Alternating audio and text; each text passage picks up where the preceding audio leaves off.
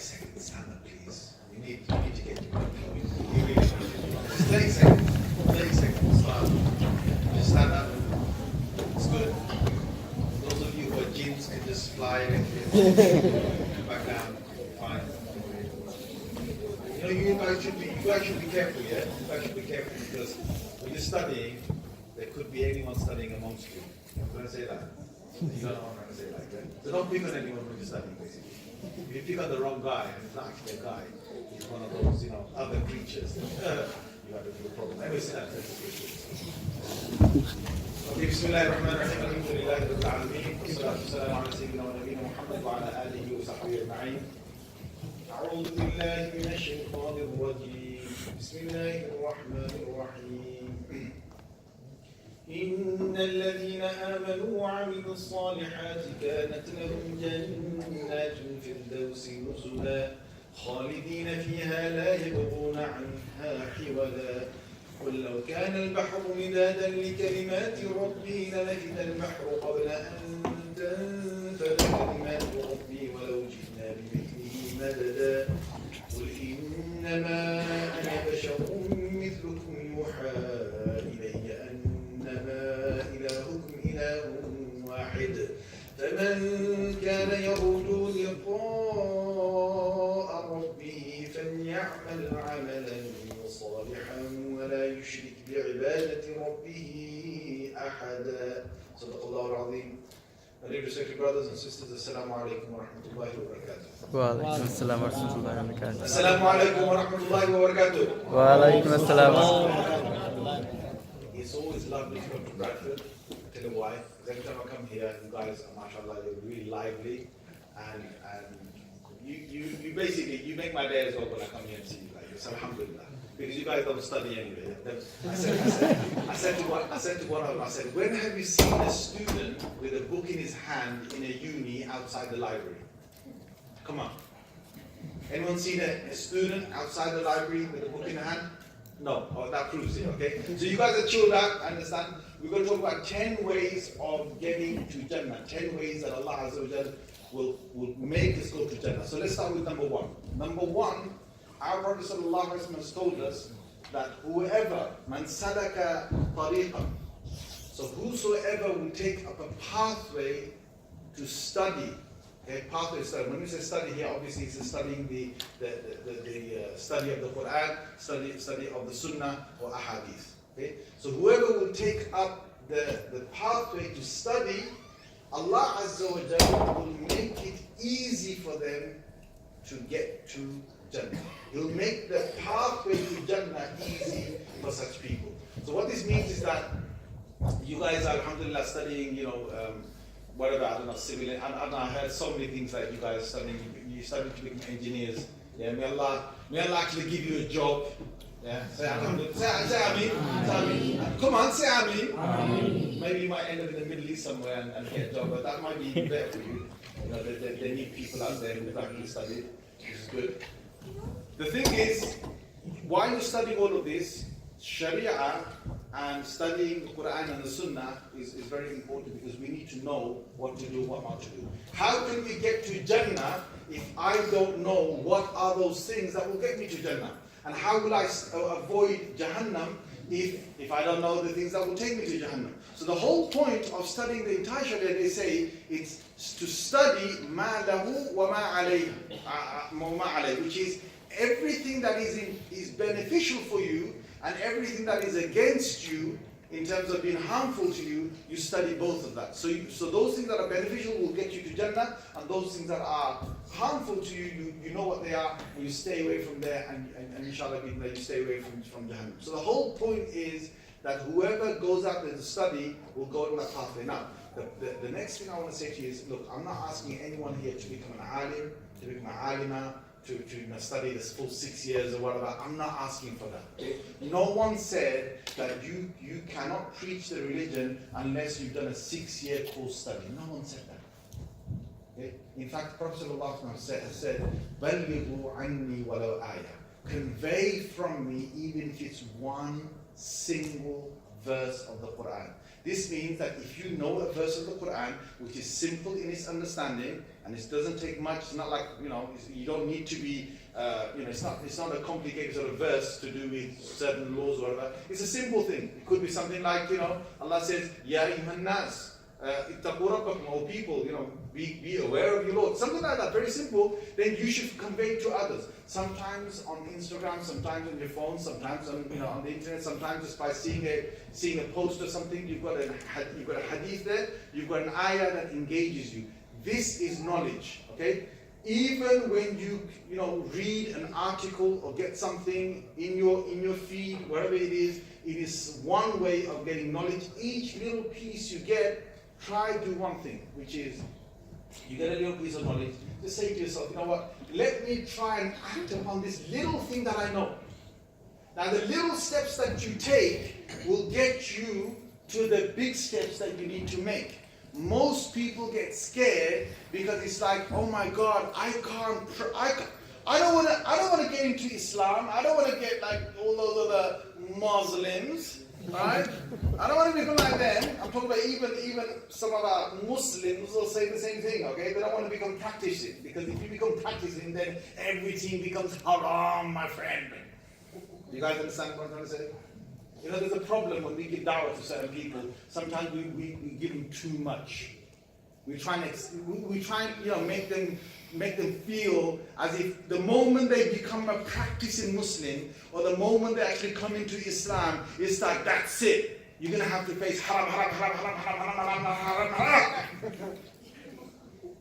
Take it easy.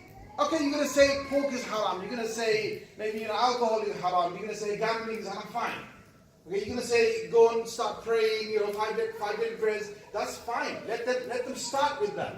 When they start with that, then the appetite will start building. And then they'll get to the stage when they can be in the position to consider marrying their girlfriend. Okay? They'll be in the position to do that. If you tell them from day number 1, Akhi, you know what? You become practicing, Akhi. After that, your girlfriend is going to be haram. So my girlfriend haram? Okay, you haram. You know what I'm saying? The guy's going to just walk away. He's going to say, forget it, I don't want this. Because he's not ready for it. If he's not ready to digest it, he's not ready to digest it.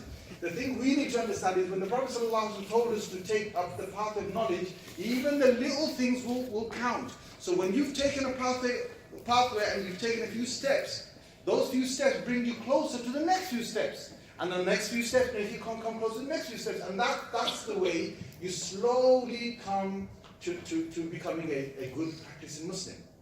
So I want to tell you one thing, guys. Whenever you're giving da'wah, or whenever you're calling someone, just take it easy. Even Rasulullah sallallahu alaihi wasallam, when he sent Mu'adh radiallahu anhu to Yemen, he sent him to Yemen. Do you know it's a hadith in Bukhari? And a lot of people don't actually quote this. And it's a hadith in Bukhari where Mu'adh radiallahu anhu, he asked, he says, Messenger of Allah, says, what do I tell the people over there when I get to Yemen? So the Prophet sallallahu alaihi wasallam said, tell them about the Shahada. There's only one God. I'm the messenger of, I'm the messenger of God. He says, once they've accepted Shahada, he says, tell them that they've got 5 daily prayers. And then he said, once they have they've got it in their practice to do the 5 daily prayers, that basically they're doing it every single day without a miss. He says, فَأَخْبِرْهُمْ أَنَّ عَلَيْهِمْ. So then at that time, tell them that they're wealthy people, some of their wealth, 2.5% will be taken and distributed amongst the poor people. When they've actually done doing the salah. So the first thing he said is that when they've said the shahada and the firm, then tell them about the salah. Okay? And when they do it, when they're in the practice of doing the 5 daily prayers, then tell them about zakat. So there's a stage by stage. Al-Kama Qad alayhi salatu to the nearest of what Rasulullah was saying, which means that with people that come to Islam or people who become practicing Muslims, take them step by step. Okay? So that was the first one out of the 10 that we had to cover. Now I'm going to move on. The next one I'm going to tell you is our Prophet ﷺ has told us, it's a hadith again, Bukhari and Muslim, has told us that sidq, which is honesty, being truthful, inna sidqa yahdi ila al-birr. Honesty and being honest will lead you to performing a lot of good, virtuous actions. Okay? وَإِنَّ الْبِرَّ يَهْدِي إِلَى الْجَنَّةِ. And when you're performing a lot of good, virtuous actions, that will lead you automatically to paradise, to Jannah. And a person will continue to speak the truth until Allah will write that they are amongst the Siddiqeen, the most truthful of all people on the day of Jannah. So let's go back to the beginning. The first thing that the Prophet ﷺ tells us is to be honest and to speak the truth. I'm going to tell you guys, we are living in a web of lies, and we're living in a world where lying is like, so what? So what if you lie? People don't even, patronize that, so what? There's even people, subhanAllah, I hear brothers always constantly using wallahi, wallahi, wallahi, wallahi, wallahi. Easy, man. Wallahi is not your, some English word that you're using, okay? I don't know, maybe the brother used to, I don't know, use some other slang word before, maybe, could be even a swear word, whatever it might be, okay? So he became practicing, and now it's like the trend is to always use wallahi, wallahi on every single sentence. You're going to put yourself in danger if you do that. Because if you continuously use wallahi, then you might make a slip up. And if you make a slip up by using wallahi, you actually have to fast for 3 days. You have to fast for 3 days. If there's a kind of wallahi oath or something you make it, and then you break it after that. The Quran talks about this. So don't use this word wallahi, loosely. But anyway, what I want to say to you is that we're living in a world where people are lying constantly, or you don't always have to lie to lie. What you can do is you can hide the truth and lie. You guys get the difference? One is to blatantly lie and say, nah, it was like this when it wasn't. The other way is to hide the truth. So let's say, for example, okay,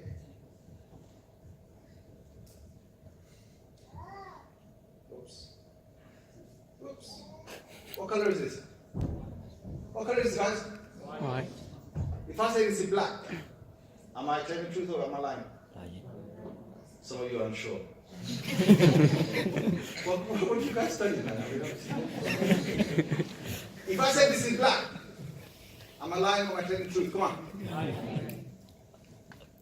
Now, that's a lie. Fine. But if I did this is why all I did is I put it there. Okay, it's white. Then I put this on top. I put something black on top of something white. So I hid the truth. That's also a lie. I could also do this. I could take this piece and I could color it. The whole point I'm saying to you is people these days don't just lie. There's a saying in Bangladesh, okay? Subhanallah, I came across this 20 years ago. It was like, oh my God, I can't understand what these people are about, man. So I'm in Bangladesh, 1997, I'm studying over there, and some woman who's from my relatives, she starts to explain something that happened. Like, let's say an incident happened. And I'm like, no, that wasn't how it happened. I'm like, no, I was there. That's not how it happened.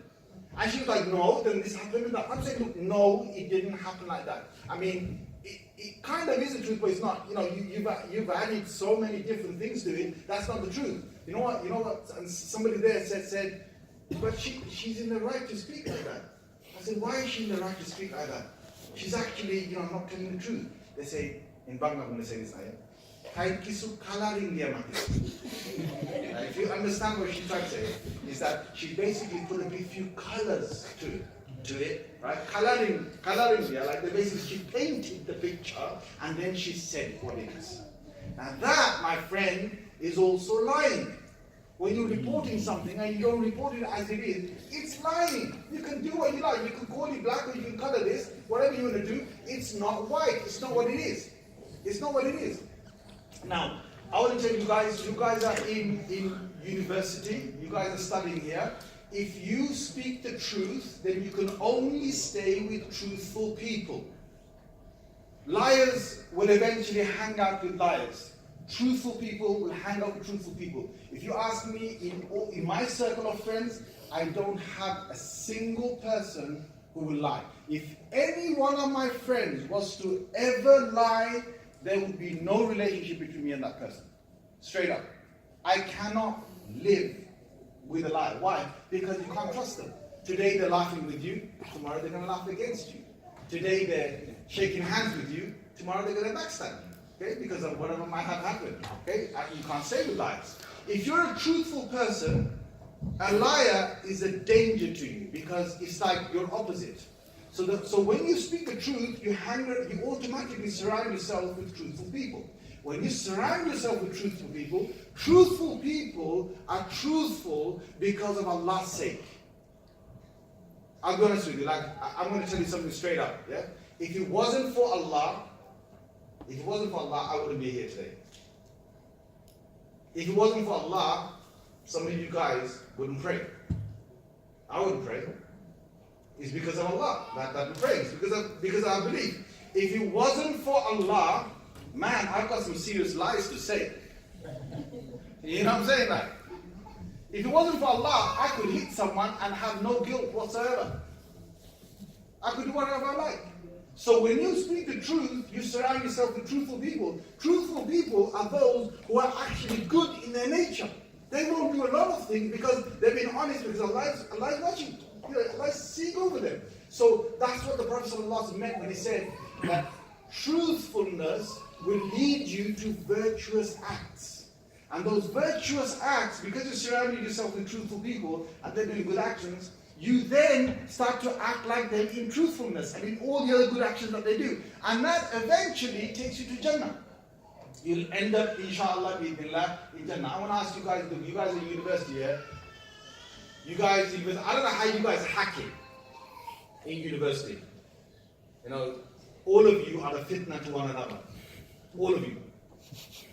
I don't know if that's a thing, you guys not even laughing, man. You guys, you know what fitna is? Fitna, not a bad word, okay? Fitna is a test.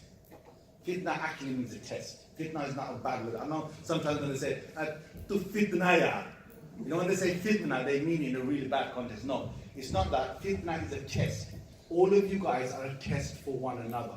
Okay? I'm going to ask you that from today onwards, just say to yourself that I'm going to hang around with the most truthful amongst the people, okay, that I know in university. And inshallah, bi'idhnillah, your pathway to Jannah is going to become so much easier because by the time you leave university, you're going to be doing good actions, inshallah, bi'idhnillah. Okay? So that's the second thing that I've covered. The first one was about getting the knowledge, and the second one is about truthfulness. 3. The Prophet ﷺ has told us, okay, and this probably goes to the future of a lot of you, okay, because who's married here? Put your hands up. MashaAllah. Some people are like halfway. Shaykh. It's like, I know I'm married, but I don't bring it up because, they might see it, might give it away. Who's married? Put your hands up. Put your hands up like that. MashaAllah, it's good. Now, see, you've got a lot more hands up. That's good. The rest of you that are not married, and those of you who are married, this is for your future. The Prophet ﷺ said that once he said in one of his speeches, he said, whoever has 3 daughters, okay, 3 daughters, and brings them up with a good Islam, Allah Azza wa Jalla will enter them into Jannah. When he said that, subhanallah, one Sahabi, he said, Messenger of Allah, I've got 2 daughters. So the Prophet ﷺ then said, whoever has 2 daughters and brings them up with a good Islam, Allah will enter them into Jannah. Then a woman said, Messenger of Allah, what about someone who has only 1 daughter? And then the Prophet ﷺ said, whoever has 1 daughter and brings her up with a good Islam and a good upbringing, Allah will enter them into Jannah. Right? So that's for your future. You know why I said for your future? Because boy or girl that gets born, yeah, you're going to say, what are you going to say? You're going to say, Alhamdulillah. What are you going to say? Alhamdulillah. Okay? Sometimes you want a boy, you don't get one. You get a girl. Sometimes you want a girl, you don't get one. You get a boy. Sometimes you're waiting for the next one to be a boy, it's still a girl. And next one is still a girl. And sometimes we have some of our brothers, I'm not saying this is all our brothers, some of our brothers are like, they get very excited when there's a boy that's born because he thinks, I can play football with him. You know what I'm saying? That's on his mind. He just wants to keep looking with his boy, okay? So that's the thing that goes through his mind. But other times, what happens is you end up not having boys, you end up having girls. Whatever the case is, we are happy. Because that's our ticket to Jannah. And I want you brothers to get as excited for a girl that is born in your family as we get excited with boys being born in the family. And I want you girls, women, okay? I know you might love to just have girls, little pretty girls in the family, okay? But your challenge of bringing boys up, sometimes you have it very tough in bringing boys up. They're not easy to bring up. They're always challenging you. Okay? Sometimes you feel like, man, if I was in Pakistan right now, I wouldn't need to do anything. You know what I'm saying? The chitin would just work, you know what I'm saying? That's it, that's all you need, yeah? But you can't do that over here, right? So it's very challenging. And that challenge for you is your pathway, inshallah, to the delights of the next world. So the number 3 I said is about having daughters and bringing them up with a good Islam. Number 4. Rasulullah sallallahu alayhi wa sallam, he was coming to Medina. Who knows about the story of the Hijrah? Put your hands up. The Hijrah, when he migrated from Makkah to Medina. If you know the story, put your hands up. Hands up. Good. Okay, so some of you don't know it. Let me just tell you very briefly. It was one of the biggest moments in history because the Prophet sallallahu alayhi wa sallam is leaving his country of Makkah. Okay, it was literally a country at that time. Today it's like a city, but it's a country at that time because basically he's going to a foreign land. Okay, Medina was a foreign land for them. Okay, although it's in Arabia, but they became ill when they came to Medina. It wasn't their place. His place of birth was Makkah al-Mukarramah, and that's what he wanted to be for the rest of his life. He even cried as he was leaving Makkah, and he kept looking back and said, "Oh Makkah, if it wasn't for your people throwing me out, I wouldn't leave you." So anyway, the Prophet ﷺ comes all the way to Medina. Now when he's coming to Medina, the people of Medina are waiting for him. They're waiting for 2 weeks. They're hearing the news that he's coming. The men, women would come out, they would go to the hillsides and they would look. And they'll try and see, is there anyone coming? Is there any silhouette of the Prophet and Abu Bakr radiallahu anhu, radiallahu anhu and Sahaba ajma'in? Are they coming? Is he coming towards Medina? And they waited until one day they saw 2 people on 2 camels, and that's when it was Rasulullah sallallahu alaihi wasallam coming all the way to Medina. They sang Tala al-Badr alayna. This is a moment, this is a historical moment when the Prophet sallallahu alaihi wasallam enters Medina. He's on his camel. All the Muslims want him to stay in their house, and the non-Muslims, even Jewish people at that time who were a large number in Medina Munawwara, they were standing by there watching the Prophet ﷺ enter Medina Munawwara. So here's the Prophet ﷺ with his first addressing to this community of people. As he's addressing them, he says, Ya ayyuhan nas, he says, O people. Because he's addressing all of them. He says, At'imu ta'am. He says, give food to people. Give food to people. He said, Afshu salam. Spread peace. Or say assalamu alaikum to one another a lot. Or spread peace. Sallu bil-layl wal-nasu niyam. He said, pray at night time while others are asleep. Tadkhulu al-jannata bi-salam. You will enter Jannah safely. Like without any harm, problems, delay, you will enter Jannah safely. Now the first thing he said to the people of Medina is, give people food. I could not have said this in a better place than Bradford. Yeah. You guys, mashallah, I think if there was a competition in the whole of England for who's the best at food, you guys would come at the top. Say Alhamdulillah. Say Alhamdulillah. But if it came probably to, the processed foods and who's having the mean foods, and probably adding to their obesity, then you probably win that as well. Say astaghfirullah. Okay, say astaghfirullah. Go on. That's good. Say astaghfirullah. Okay, now, I love coming to Bradford. You know when you come to Bradford, yeah, mashallah. As soon as you start, you can't talk without food. Okay, you can't sit without food. You can't, and you guys, subhanAllah, the kind of food you have here, I'm telling you, man, the calories are like, ya Allah. Went to brother's house last time I came here, right? They took me around to a house. You have this thing where you have a pizza on a whole chicken base. What's that called? Parmesan. What's it called? Parmesan. Huh? Parmesan. Parmesan. Parmesan, yes. They gave me that in Ramadan. Parmesan. Oh my God, man. When you have one of those here, you're shaheed. You're finished, you can't get up. And the brother said, Mulisa, eat up, Mulisa. You know, these are starters first, Starters? You're like a whole meal, what are you doing? Honestly, the guy was having the whole Parmesan, yeah? He had the whole Parmesan to himself. I couldn't have more than half. And half was a lot for me. He had the whole thing, and honestly, he meant it when he said, it starters. I'm like, yo, bro, yeah, man versus food, you know what I'm saying? Like, you know what I'm saying? Yeah? So anyway, you guys love your food. Now, one thing I want to add to you, right, is, mashallah, alhamdulillah, you guys are populated. Now, I wouldn't say the whole of Bradford, but just BD8 and BD7 and BD5, mashallah, and a few other BDs, BD1 and something. So you populated, you is good. Now, all I want you to do is this, please, right? You guys need to give out our foods to the places where they love our food and they would love to have it for free. That's it. I don't want you to give them any dawah about Islam or anything else. All you do is just give them food. Seriously, if every Muslim in the whole of this country gave food out to their neighbors, and just free food, like just enjoy it. I'm just going to give you food for the sake of having food. That's it. There's no catch. There's no strings attached. There's nothing. I'm just going to give you food for the sake of it. And you carry on doing that. If you did that, you know how much of a change we could bring to Britain. We normally only share food amongst our own. You know what I'm trying to say? Like, we only share it amongst our own.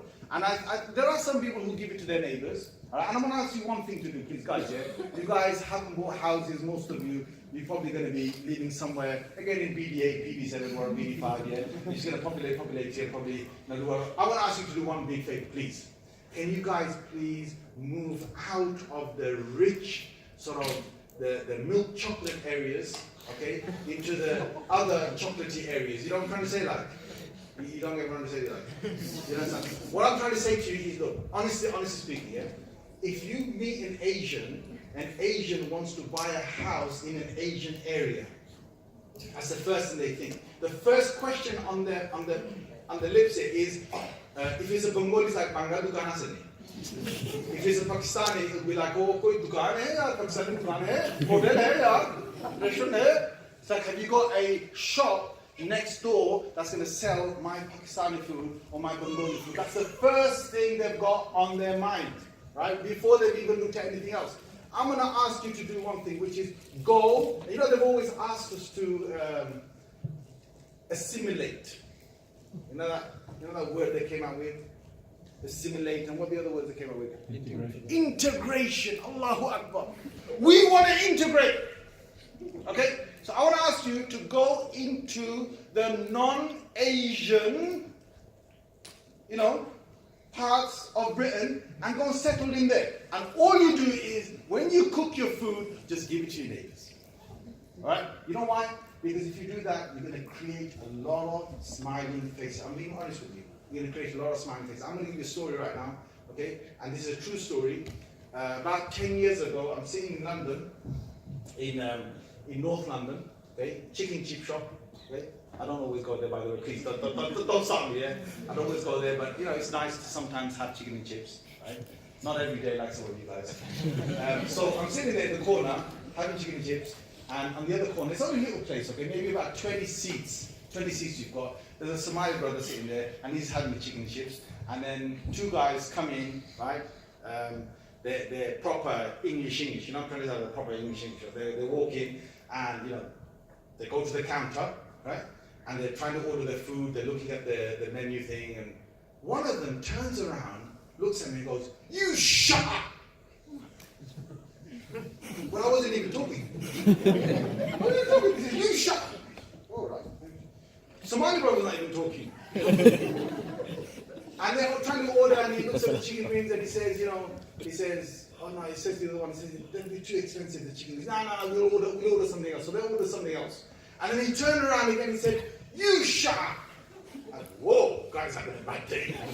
Yeah. So both of them sit down at the table right in front of me, and what I did is, I thought, okay, he's been rude to me for no reason whatsoever. I said to the shopkeeper who happened to be Pakistani, I said to him, "Meri taraf se inko thoda sa wings khila dena," which means that on my behalf, can you please give these guys some chicken wings? Because I knew they wanted the chicken wings. They thought it's probably slightly expensive, so they didn't order. So when the order actually came, and it came with the food and those chicken wings, they said, no, mate, we'll never order this, yeah? We'll never order this. Yeah? So the guy said, no, these are from the person who is sitting behind you. And the guy's obviously in shock, right? So what he does is he turns around, literally. Imagine he's sitting this way and I'm sitting where you are. He turns around and he goes, "You're the man!" Shook my hand, seriously, shook my hand. I had a nice conversation with him. We blended straight away. I'm like, okay, yeah, what's up? What are you doing? Where are you working? Just break the ice. He said he's working in a local fire station depot. I said, I'll come down. I said, I'll support you guys to get extra salaries and so on. I'll honk my car next time I'll go past this. And we're having a really good conversation because of some chicken wings. If I had decided at that time, because I know how you Bradford lock up. I can imagine you were there in the chicken chip shop, sitting there. He says, "You shut up." Bro, get up in it. I'm telling you to shut up in it. I said, shut up in it. No, I'm telling you, there would be World War III there. What for? Because of ego and ego. He told you to shut up. You can tell me, you shut up. You want to shut up. So the guy having chicken wings here. The guy having chicken wings, you're going to be in a bloodbath in for a little while. What for? All you did is gave a bit of food and the ice is broken. I just want to tell you guys that look, there's a lot of goodness in what the Prophet ﷺ told us. The first words in Medina were, give people food. And of course in the hadith there are other things to do, but by just giving food to people, you break the ice, you make it very comfortable for them to know at least they like you. So I couldn't blame that brother. He said, you shut. Why did he say you shut to me? This was after 7/7. Okay, 9/11 had happened in 2001, and then in the year 2007 of July, we had the other bombing, and I think it was about a year or 2 years after that, I was sitting in this chicken and chip shop. Now I can't blame him. Why can't I blame him? Because his head has been filled with all the stuff that he's seen in the media over and over again. He's seen people dressed like me, people with a beard like me, people with a turban or a hat like me, on TV represented as the worst people ever to live on this world, who just want to kill people. And he's been told that lie over and over and over again, so much so every paper he picks up, every station he tunes into, every person he talks to, it's the same story repeated again and again, until it becomes like mutawatir. It's like, consecutive chain narration that these guys are really bad and they need to get out of the country, right? They have that in the mind, and I can't blame him. I can't blame him. It's the media and the hype that they created. So what am I supposed to do? Am I supposed to, now just because he's gone to one side and he's become a bit of an extremist, I'm going to go to the other side. I'm going to become another extremist. But if I do that, then you've got a problem.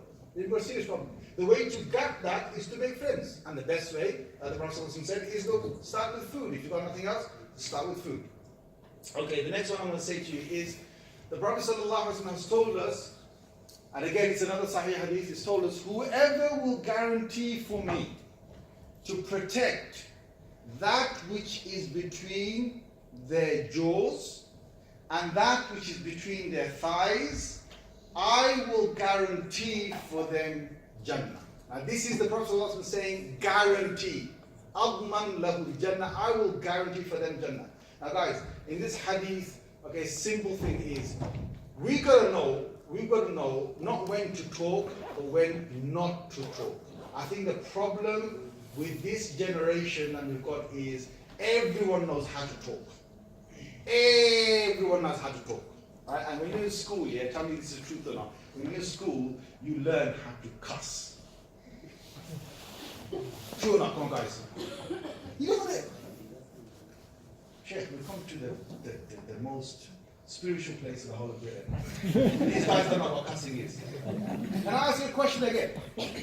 Did you ever come across cussing when you were in school? Yes? Don't be ashamed to admit it, because either you were Cussing. Oh, cussing! Yeah, you got cussing in. That's share through that one, yeah, not me. Yeah? I could put a little butter on top of it.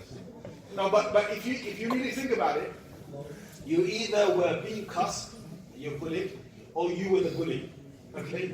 Whichever one it was, you learn about this cussing, and it gets really bad, because when you start to cuss and you start to say rude things to others, it pitches you against one another, and it makes you very sharp. Don't get me wrong, it makes you sharp, it makes you intelligent sharp, it makes your tongue really sharp, but it's a mechanism you have which you should only use when you need it in your life, and that's probably a couple of times maybe. Yeah? It's like, once I remember one person saying to me, he said, he won an argument, and I said, look, this whole cussing thing, I said, you should not use it just willy-nilly with anyone.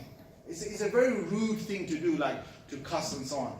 I said, what you need to do is you have it only when a bully comes. That's the day you teach a bully a lesson. Otherwise, most people, 99% of people, are normal, good people, don't cuss.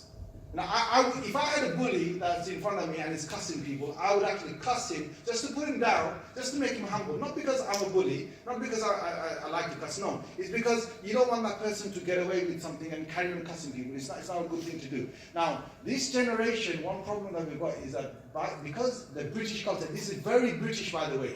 In the British culture, for whatever reason it is, we've been brought up with this kind of cussing thing. And what happens is you learn to open your mouth and say whatever you want, when you want. Now, it doesn't help with relationships. It doesn't help with any relationships that you're trying to maintain. Whether it's your wife, whether it's a husband, whether whoever it is, okay? It doesn't help with maintaining relationships, with good relationships. We've got to learn when not to talk, okay? I'm going to ask you, subhanAllah, there's a whole generation of people, and I'm getting a bit worried now, because the amount of divorces that are taking place is way too high in the Muslim community. Let's forget about the non-Muslim community. I'm talking about the Muslim community. If you looked about 30 years ago compared to today, it's gone maybe 3 times the amount or 4 times the amount. So people are actually getting married for only a year and they're splitting up. Only 6 months, a year, 3 years, 4 years, and they're splitting up. And one of the biggest reasons when I look in why, I'm going to tell you, it's not just them, but there's a lot of other things that happen, okay, where people don't get on with each other. One of the biggest reasons why this happens is because of what?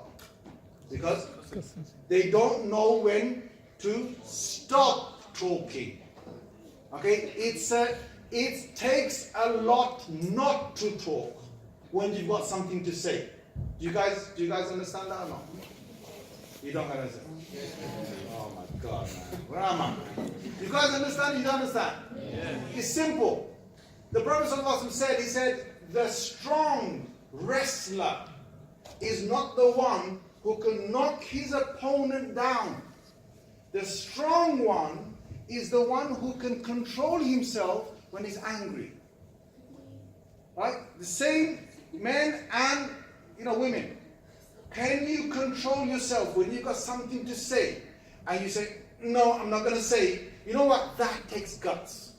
That takes guts. In fact, in the hadith of Nasa'i, the Prophet ﷺ said, he says, the one who stops arguing even though he or she is in the right, I will inform them of their place in the midst of Jannah. In the midst of Jannah. Okay? If you can do that. Now, a lot of these marriages and things, and I want to say this to you because most of you are not married here. If you want to stop a lot of this stuff, I want to say to you that a lot of people think that using the tongue is a bad thing like in a bad way. Using the tongue like backbiting, lying, slander.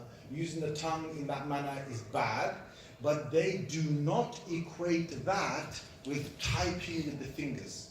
So when they're typing on WhatsApp and they're typing in social media or in Facebook Messenger or whatever it might be, okay, or text messaging, when they're typing with the two thumbs, they do not equate that with what the tongue is saying. So for example, I would never backbite with my tongue, but would I backbite with my fingers? By typing it. I would never